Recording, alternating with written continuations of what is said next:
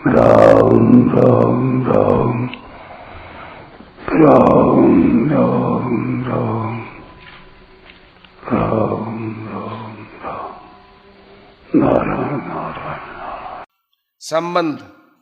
पूर्व श्लोक में भगवान ने बताया कि जो मुझे जिस भाव से स्वीकार करता है मैं भी उसे उसी भाव से स्वीकार करता हूं।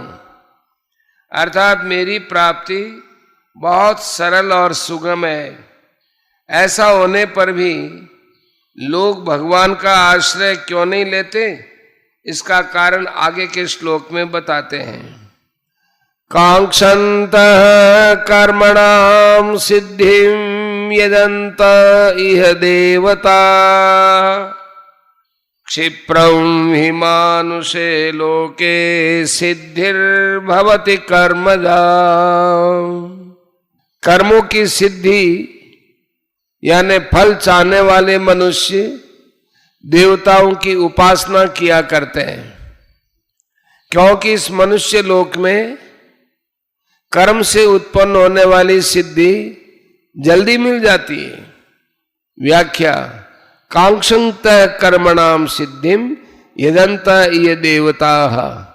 मनुष्य को नवीन कर्म करने का अधिकार मिला हुआ है। कर्म करने से ही सिद्धि होती है, ऐसा प्रत्यक्ष देखने में आता है। इस प्रकार मनुष्य के अंतःकरण में यह बात दृढ़ता से बैठी हुई है कि कर्म किए बिना कोई भी वस्तु नहीं मिलती। वे ऐसा समझते हैं कि सांसारिक वस्तुओं की तरह भगवान की प्राप्ति भी कर्म करने से, माने तप है, ध्यान है, समाधि है आदि करने से होती है। नाशवान पदार्थों की कामनाओं के कारण उनकी दृष्टि इस वास्तविकता की ओर जाती नहीं कि सांसारिक वस्तुएं कर्मजन्य हैं, एक देशीय हैं, हमें नित्य प्राप्त नहीं है, हमारे से अलग हैं और परिवर्तनशील है। इसलिए उनकी प्राप्ति के लिए कर्म करने आवश्यक हैं, परंतु भगवान कर्मजन्य नहीं है, सर्वत्र परिपूर्ण है, हमें नित्य प्राप्त है, हमसे अलग नहीं है और अपरिवर्तनशील है। इसलिए भगवत प्राप्ति में सांसारिक वस्तुओं की प्राप्ति का नियम नहीं चल सकता। भगवत प्राप्ति केवल उत्कट अभिलाषा से होती है।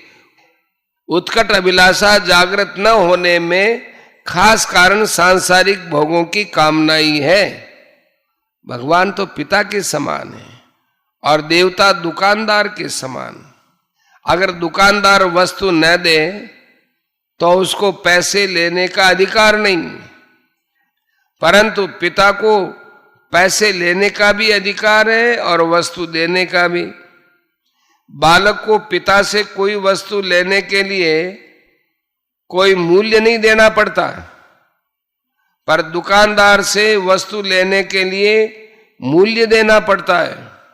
ऐसे ही भगवान से कुछ लेने के लिए कोई मूल्य देने की जरूरत नहीं है, परंतु देवताओं से कुछ प्राप्त करने के लिए विधि पूर्वक कर्म करने पड़ते हैं।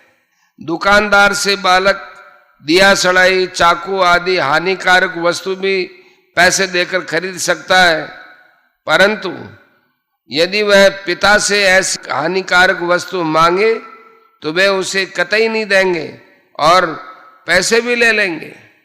पिता वही वस्तु देते हैं जिसमें बालक का हित हो।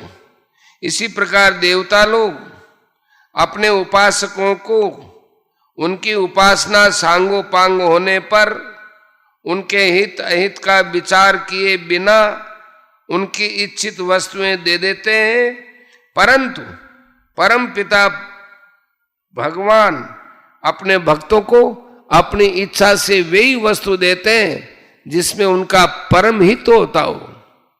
ऐसा होने पर भी नाशवान पदार्थों की आसक्ति, ममता और कामना के कारण अल्प बुद्धि वाले मनुष्य भगवान की महत्ता और सुहृदता को नहीं जानते। इसलिए वे अज्ञानवश देवताओं की उपासना करते हैं। 7 के 22 से 23वें तक तथा 9वें अध्याय के 23वें 24वें श्लोक में ये बात विस्तृत आई है। क्षिप्रमि मानुषे लोके सिद्धिर्भवति कर्मजा। यह मनुष्य लोक कर्म भूमि है। कर्मानुबंधीनि मनुष्य लोके, इसके सिवा दूसरे लोक स्वर्ग नरक आदि भोग भूमियां है। मनुष्य लोक में भी नया कर्म करने का अधिकार केवल मनुष्य को ही है, पशु पक्षी आदि को नहीं। मनुष्य शरीर में किए हुए कर्मों का फल ही लोक तथा परलोक में भोगा जाता है। मनुष्य लोक में कर्मों की आसक्ति वाले मनुष्य रहते हैं। कर्म संगिषु जायते 14 का 15। कर्मों की आसक्ति के कारण वे कर्मजन्य सिद्धि पर ही लुब्ध होते हैं। कर्मों से जो सिद्धि होती है वह यद्यपि शीघ्र मिल जाती है, तथापि वह सदा रहने वाली नहीं होती। जब कर्मों का आदि और अंत होता है तब उनसे होने वाली सिद्धि सदा कैसे रह सकती है। इसलिए नाशवान कर्मों का फल भी नाशवान ही होता है, परंतु कामना वाले मनुष्य की दृष्टि शीघ्र मिलने वाले फल पर तो जाती है, पर उसके नाश की ओर नहीं जाती। विधि पूर्वक सांगोपांग किए गए कर्मों का फल देवताओं से शीघ्र मिल जाया करता है। इसलिए वे देवताओं की ही शरण लेते हैं और उन्हीं की आराधना करते हैं। कर्मजन्य फल चाहने के कारण वे कर्म बंधन से मुक्त नहीं होते और परिणाम स्वरूप बारंबार जन्मते मरते रहते हैं।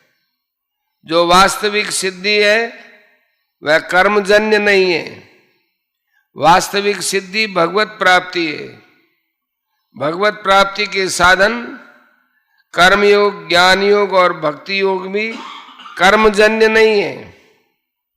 योग की सिद्धि कर्मों के द्वारा नहीं होती, प्रत्युत कर्मों के संबंध विच्छेद से होती है।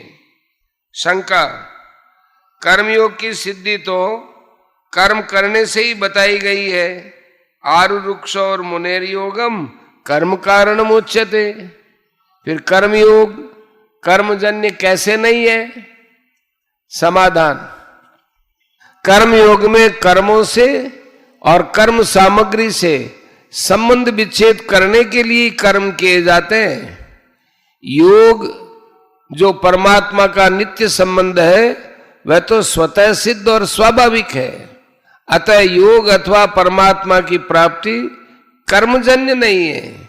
वास्तव में कर्म सत्य नहीं है, प्रत्युत परमात्मा प्राप्ति के साधन रूप कर्मों का विधान सत्य है।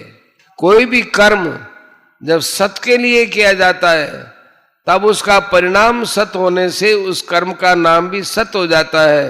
कर्म चैव तदर्थीयम सदित्येवाभिधीयते 17 का 27। अपने लिए कर्म करने से ही योग का अनुभव नहीं होता।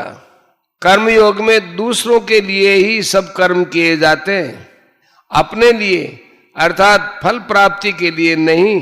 कर्मण्यवादी कारस्ते मां फलेषु कदाचन 247। अपने लिए कर्म करने से मनुष्य बंधता है 3 का 9, और दूसरों के लिए कर्म करने से वो मुक्त होता है 4 का 23। कर्म योग में दूसरों के लिए ही सब कर्म करने से कर्म और फल से संबंध विच्छेद हो जाता है, जो योग का अनुभव कराने में हेतु है। कर्म करने में पर अर्थात शरीर, इंद्रियां, मन, बुद्धि, पदार्थ, व्यक्ति, देश, काल आदि परिवर्तनशील वस्तुओं की सहायता लेनी पड़ती है। पर की सहायता लेना परतंत्रता है। स्वरूप ज्यों का त्यों है, उसमें कभी कोई परिवर्तन नहीं होता। इसलिए उसकी अनुभूति में पर कहे जाने वाले शरीर आदि पदार्थों के सहयोग की लेश मात्र भी अपेक्षा आवश्यकता नहीं है। पर से माने हुए संबंध का त्याग होने से स्वरूप में स्वतः सिद्ध स्थिति का अनुभव हो जाता है।